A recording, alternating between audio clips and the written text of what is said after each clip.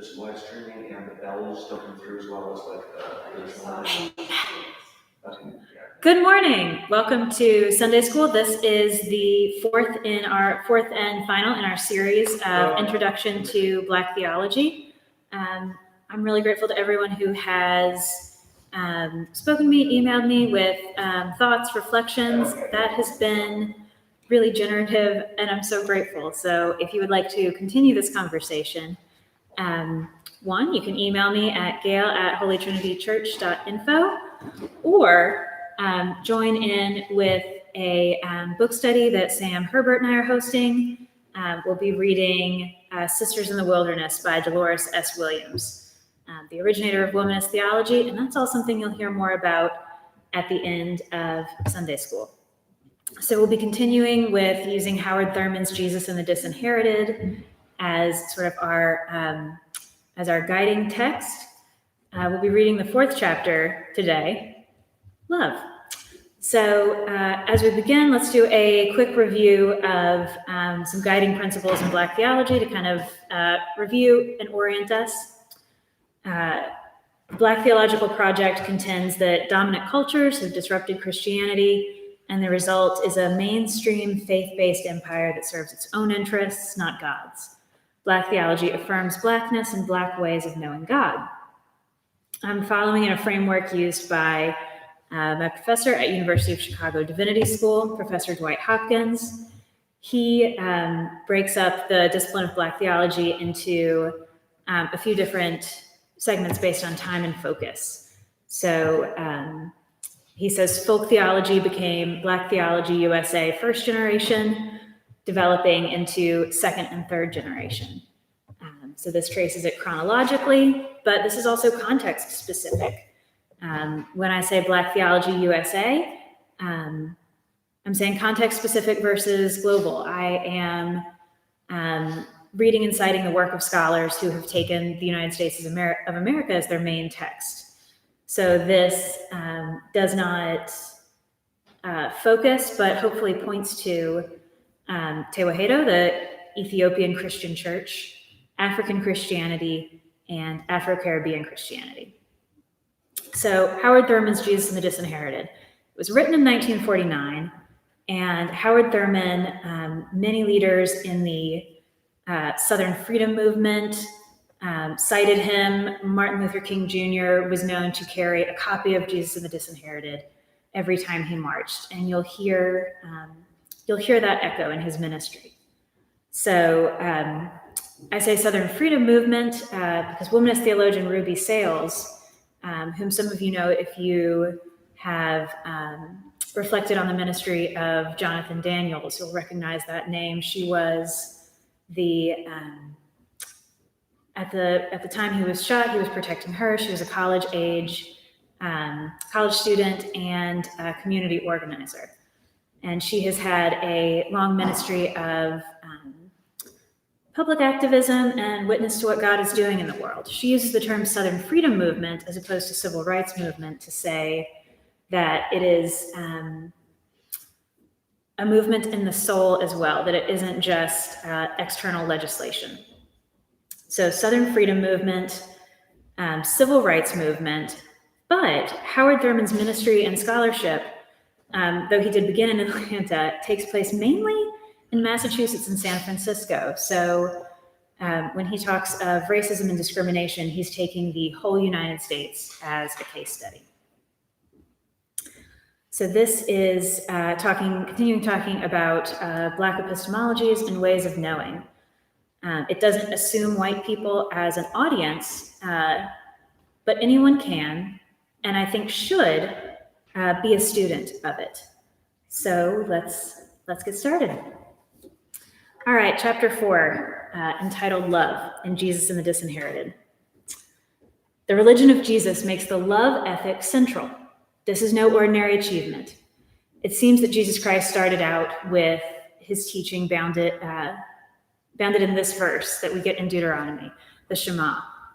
We use it in our Rite One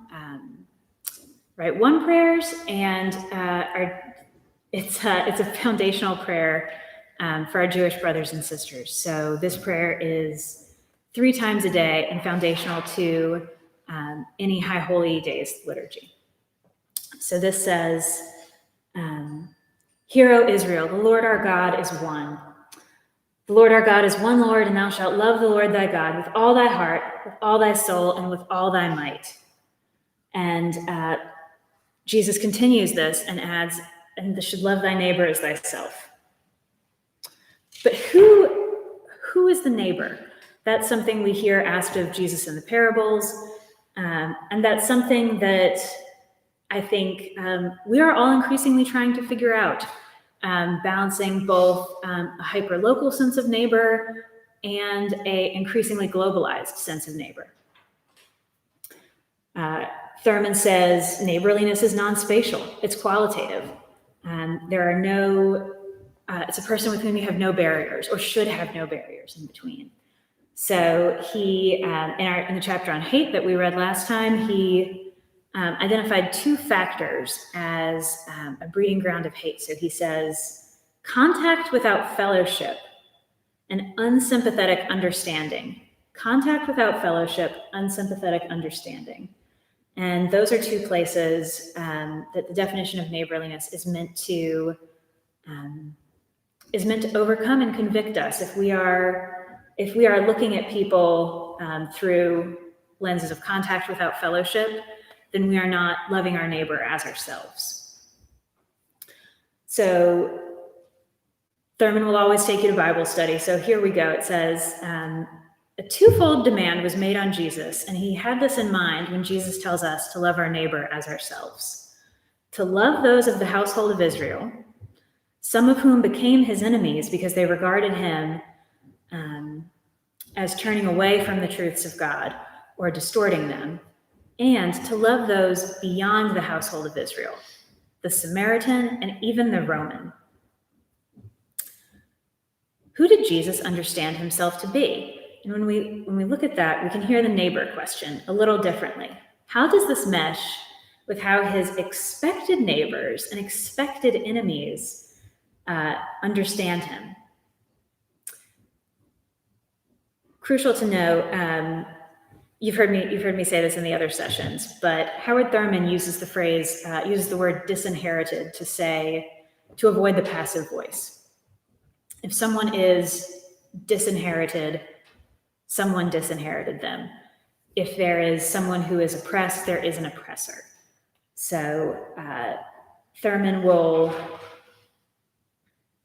take a broad meditative view. He'll take a precise Bible study view, and offers a clear look at the human heart and Jesus in context as disinherited. All right.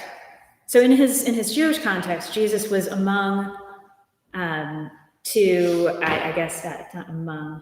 like maybe Galilean on the street. Jesus was one of many different Jewish renewal movements. So in understanding himself in that context, the conflict with other renewal movements came. So one neighbor that Thurman points to us to understand is Jesus did not understand himself as one who stood outside of Israel. If he had regarded himself as someone who was starting a new faith, then he would have understood, and it would not have been hard to account for the bitter opposition that he faced from other renewal movements.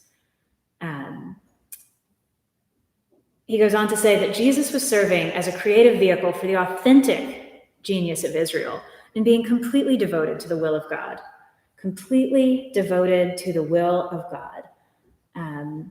And so in order to love those of his own household who were disagreeing with him, Thurman speculates he would have had to overcome his own sense of pride, or overcome the narrative of pride offered to him at several points in the Gospels.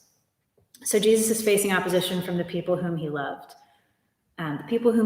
His friends, neighbors, his family, and who we might expect would have been an eager to listen and eager to hear audience. So that's one neighbor. Second, expected enemies. Jesus dealt with Samaritans in working out the application of his love ethic. So, in conversation with a Samaritan woman, Jesus, there's a question of who Jesus is for, and Jesus says, in regards to her children, it is not meet to take the children's bread and cast it to the dogs. It's a parable in which you can find any amount of speculation and exegesis.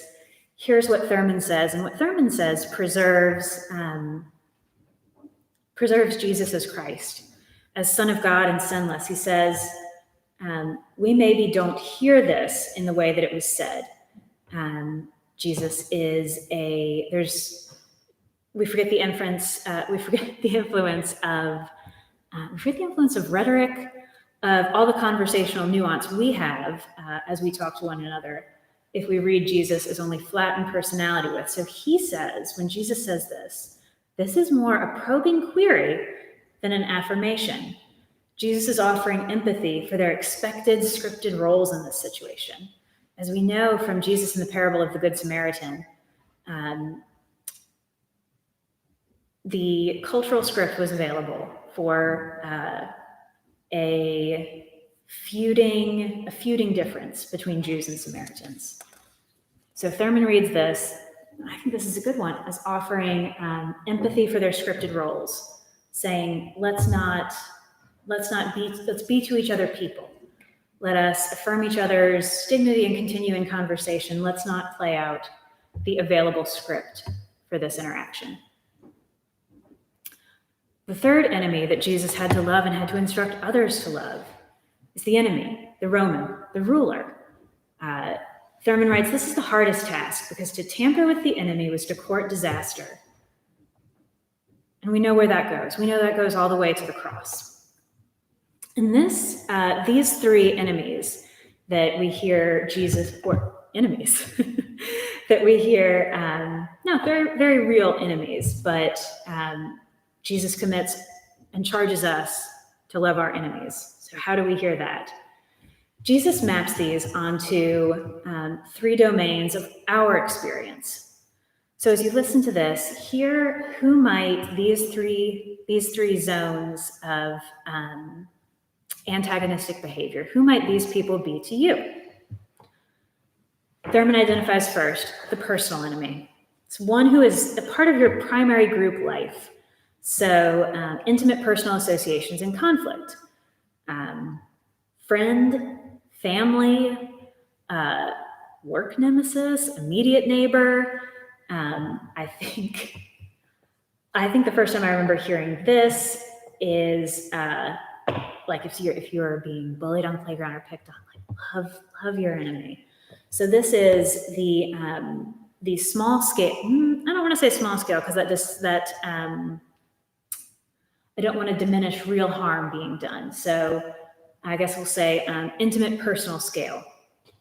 To love such an enemy requires reconciliation, the will to establish a relationship, and confession of error and seeking to amend one's life. So as we confess our sins in our Eucharist, in our daily prayers, this is a schooling of the heart towards this kind of loving the enemy. Thurman says this is the easiest one for the disinherited. He says, when his word Negro accepts the teaching of love, it is this narrow interpretation which is uppermost. I grew up with this interpretation. I dare to say that in the white churches of my little town, the youths were trained in the same narrow interpretation. But in the framework that Thurman uses in Jesus and the Disinherited, he takes a broader view of who is directly affecting his life, freedom, and flourishing. So he says the second kind of enemy, that's the first, the second kind of enemy comprises those persons who by their activities make it difficult for the group to live. He identifies a Jesus parallel in the tax gatherers. So it was, here's Thurman on that. It was they who became the grasping hand of Roman authority, filching from Israel the taxes which helped keep alive the Gentile ruling class. So he says, Israelite employees of the Roman Empire system. There are always those who seem willing to put their special knowledge at the disposal of the dominant group to facilitate the tightening of the chains on their people.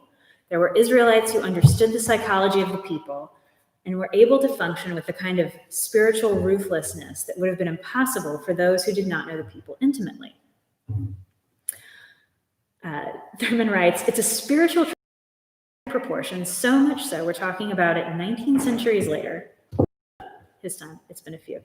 19 centuries later, that in Jesus's core group of disciples, you have a zealot, a revolutionary movement, and a tax collector. These are two people who would not have engaged in table fellowship, in worship, and in friendship together without the reconciling ministry of Christ.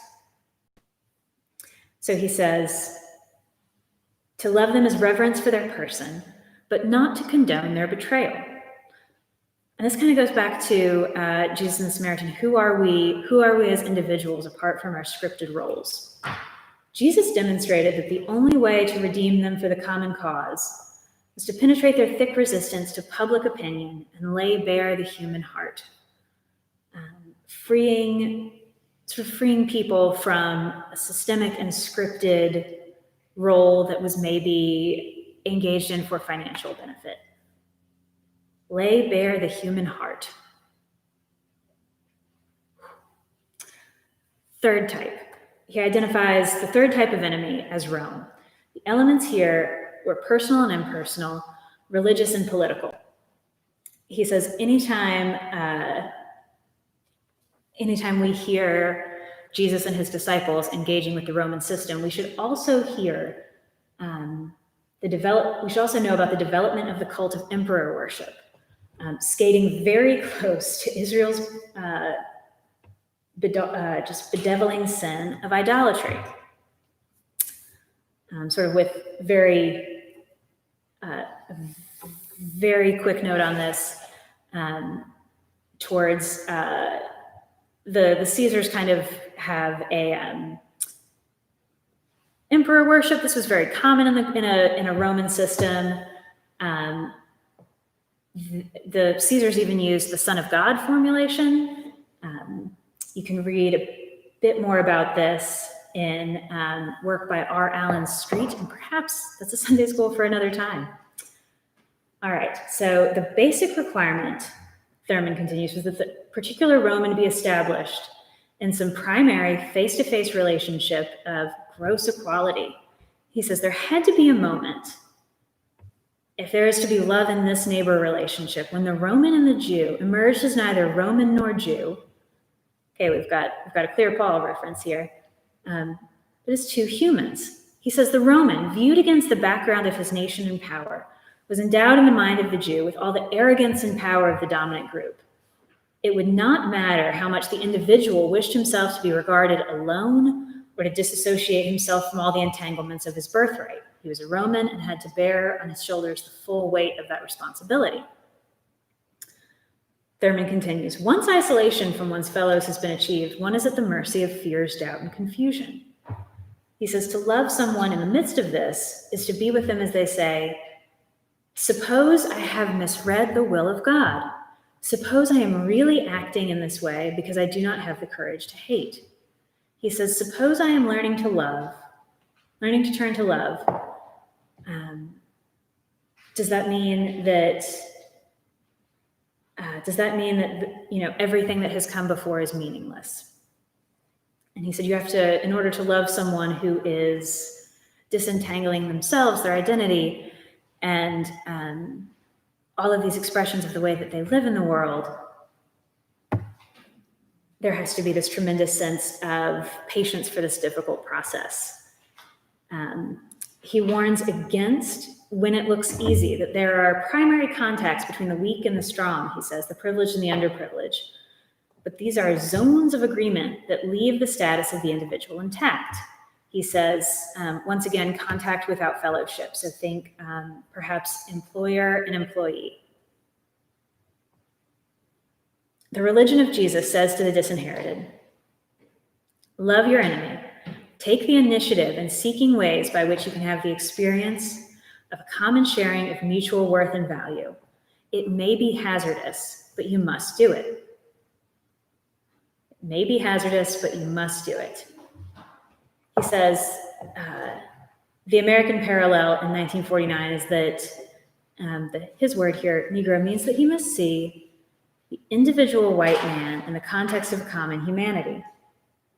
The fact that a particular individual is white and may therefore be regarded as the racial enemy must be faced. An opportunity must be provided, found or created, for freeing such an individual from his white necessity.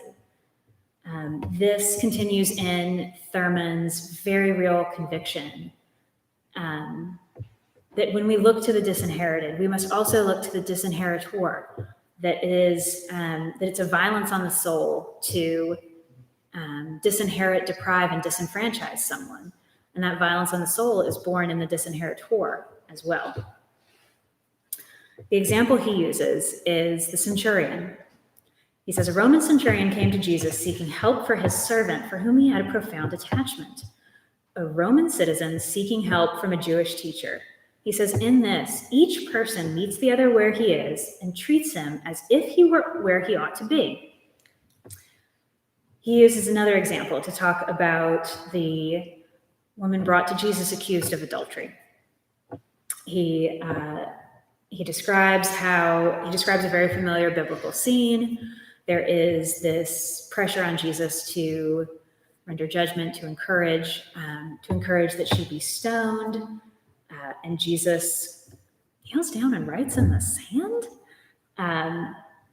And then we have the dialogue of go forth and sin no more. He speaks directly to the woman. Go forth and sin no more. After he has asked the crowd, who then leaves, because it's a very galling question to hear. Who among you has not sinned? Yeah, you kind of have to leave. You kind of have to leave when you've been caught in that hypocrisy. So Thurman says this kind of love that Jesus models in this incident is he met the woman where she was, and he treated her as if she was already where she now willed to be. He believed her into the fulfillment of her possibilities. He stirred her confidence into activity. He placed a crown over her head, which for the rest of her life she would keep growing tall enough to wear. But Thurman says, this is all emotionally dangerous. He says the disinherited man has a gross sense of injury. He finds it well nigh impossible to forgive because his injury is gratuitous. It's often gratuitous. It is not for something for which he has done, an action resulting from a deliberate violation of one another. He is penalized for what he is in the eyes and standards of another, and somehow he must free himself of the will to retaliation that keeps alive his hatred. What I think is really useful about this is Thurman protects his own work against being turned into platitude. He doesn't, he is always remarking on the high emotional cost of this work. Then he continues into forgiveness. He says, it is Jesus' insistence that we forgive 70 times 7. And here are 3 reasons that he says we find in the Bible for why forgiveness is mandatory. First, God forgives us again and again for what we do intentionally and unintentionally. This is the heart of the gospel. This is always present, and forgiveness is the work of divine grace. So God's forgiveness is happening whether we participate or not. Second, he says, no evil deed represents the full intent of the doer. Third, the evildoer does not go unpunished. Vengeance is mine, I will repay, saith the Lord. At the moment of injury or in the slow fires of resentment, this may be poor comfort, but it is true. God's judgment means that we don't have to. This is a theme you've heard in preaching here, that for some, God's judgment looks a lot like love, and God's love looks a lot like judgment. That I think was it last Sunday? Jeff was talking about how it will be in the throne room of God, that we will be judged for our works, and we will have Jesus Christ, our mediator and advocate, with us. So both the clear look at who we are and a tremendous advocate who represents the work of our forgiveness already accomplished on the cross. And so in taking all of this into account, the full scale of who enemies might be to the disinherited, the full scale of that, the full scale of forgiveness on offer, Thurman returns to the question that we talked about in the first session. What then is the religion of Jesus to those with their backs against the wall? What then is the religion of Jesus to those with their backs against the wall? He writes, the contradictions of life are not ultimate. The disinherited will know for themselves that there is spirit at work in life and in the hearts of men, which is committed to overcoming the world. It is universal, knowing no age, no race, no culture, and no condition of men. For the privileged and underprivileged alike, if the individual puts at the disposal of the Spirit the needful dedication and discipline, he can live effectively in the chaos of the present, the high destiny of a son of God. He can live putting at the disposal of the Spirit, dedication and discipline. He can live effectively in the chaos of the present, the high destiny of a son of God. That's beautiful stuff. It's beautiful stuff, and much like Jesus's love and grace ethic, it met with some questions. It met with some backlash. I think one that I talked about previously is Stokely Carmichael asked Martin Luther King, and when King had quoted Thurman and worked within this ethic, he had asked him, do we have to be more moral than white people? Why is the burden on us to be more moral? And for Thurman, the answer is in God's protection, God's heart, and the dignity of the human soul. Thurman would say, don't participate in anything that dishonors the dignity, and as we hear in that passage, the high destiny of a son of God. I'm going to take a quick pause because I have a little bit more. Another thing that we hear in Thurman and in James Cone's work, who we talked about in earlier sessions, is a consistent use of male language and male reference. This was, it's common in literature. It's a common framework, but it doesn't represent the fullness of who God is working in.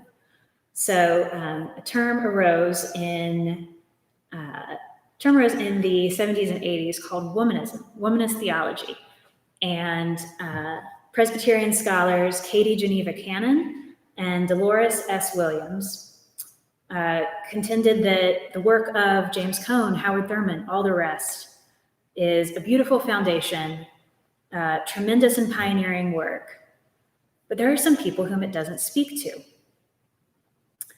And they go on to say that, and they use a term from Alice Walker, they use a term womanism to say, and womanist theology, to say Black women bear the burdens of sexism and racism in a way that their male brothers do not, and that theology, Black theology, needs to incorporate the fullness of this experience. So, in a 1987 article, Dolores, Christianity in Crisis, Womanist Theology, Black Women's Voices, Dolores S. Williams is the first to use the term womanist theology. And something that she says is key is a sense of, it's a chapter on love, so we're continuing, self-love. For those who feel so profoundly unloved by the world and society around them, a sense of joy in their createdness by God has a redeeming effect. Redeeming effect. Here are some points also identified as key to womanist theology. Multi-dialogical. So being in conversation with various religious,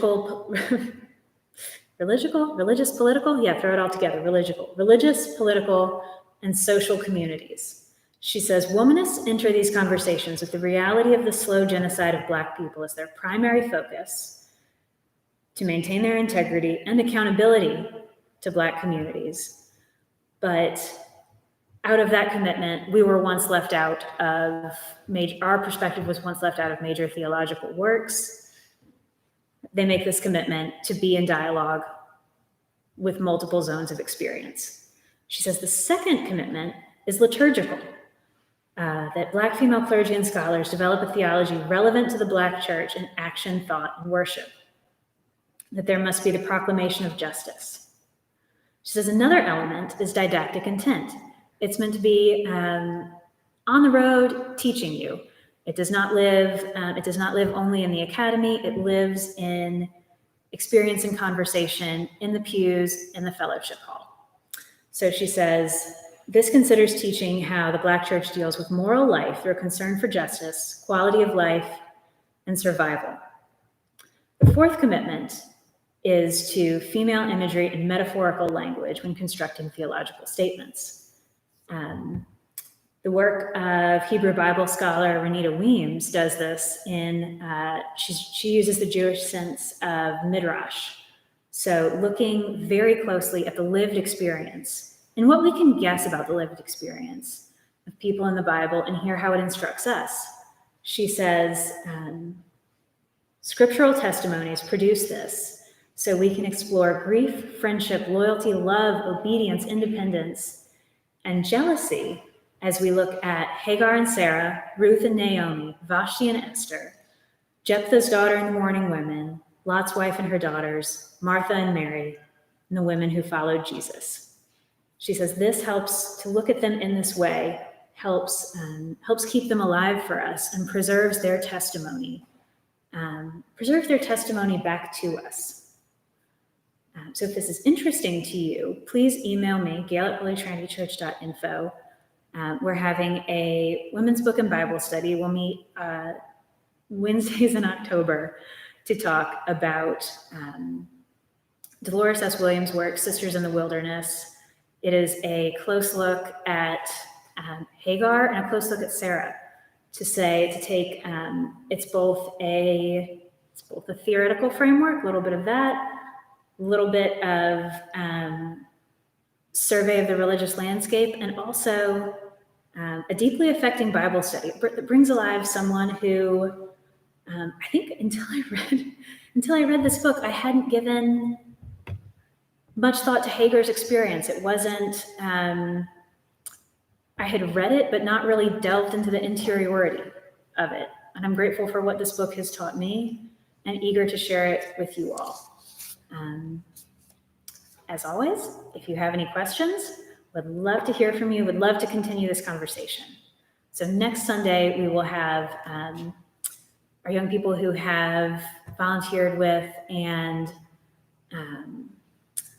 worked with the Sawyerville Project in Hale County talk about how they have been having conversations through their race relations committee work and through the relationships that they have built in their time in Sawyerville and what they carry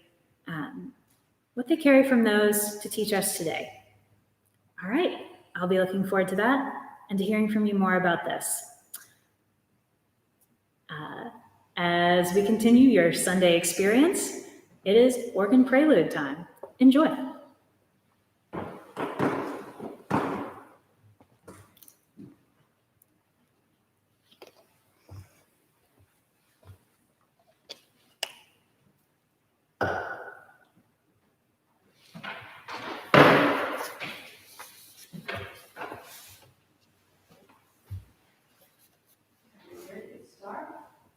Oh, yes.